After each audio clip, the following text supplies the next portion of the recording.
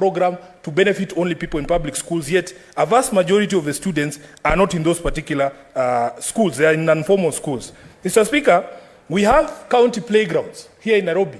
We have a lot of talent. Just like I was saying earlier to you, I was at Moi Forces Academy this afternoon for the Kenya Primary Sports Association Games to determine the team that will represent Nairobi in the national games in Kisumu.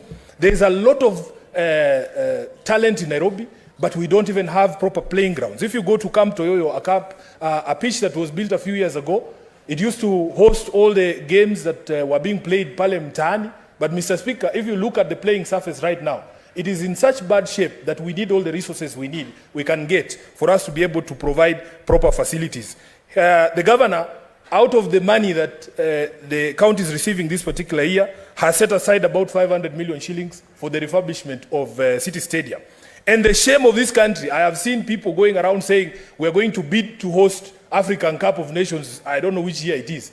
You know for a fact you are lying to Kenyans. You don't have the facilities to do these things. If Kenyans elected truthful leaders who kept their word, we would be enjoying the 6th stadium that we were promised in 2013. But right now, we are just wallowing in this miasma, people lying to us that we're going to host continental games when every Kenyan knows it is not going to happen.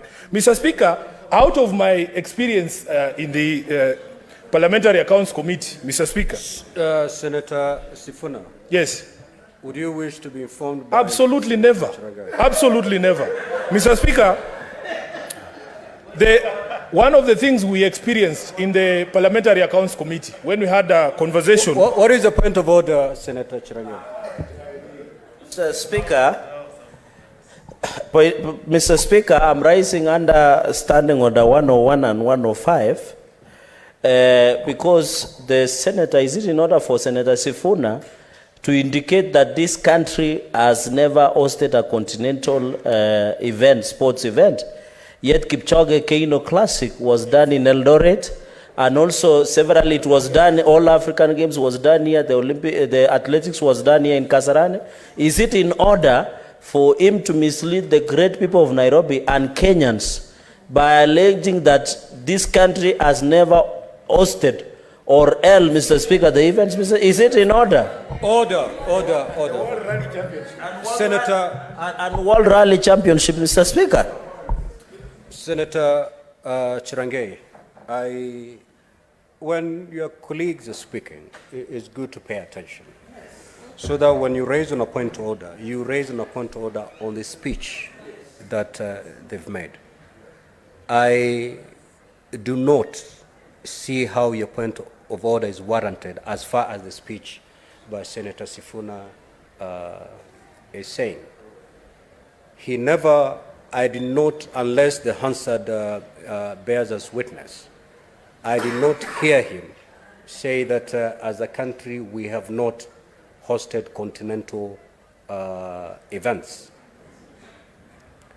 He alluded to just one event that as a country would wish to host. That is the AFCON. Okay. And he said, with the state of infrastructure we have, we may not be able to do that. But we could have been able to do that had we started this journey in 2013. That's what I got to understand from the Honorable Senator. Senator Sifuna, what is the point of order, Mogeni?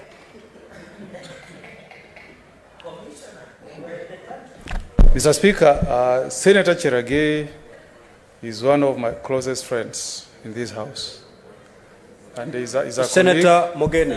He's a colleague. Whom are you trying to call to order? He's a colleague whom I respect. Senator Mogeni. Yes. When you stand on a point of I'm order, rising under. Whom are you trying to call to order? Because the senator on the floor is Senator Sifuna. Yes. I'm rising under standing order. Is that the senator you are calling to order? Yes. Senator Sifuna. He's out of order. Senator No. I was rising on a point of order. When Senator Chiragei was on He was on a point of order. You cannot do that. So, Senator Mogeni, kindly take your seat. Kindly. Senator Sifuna. Mr. Speaker, we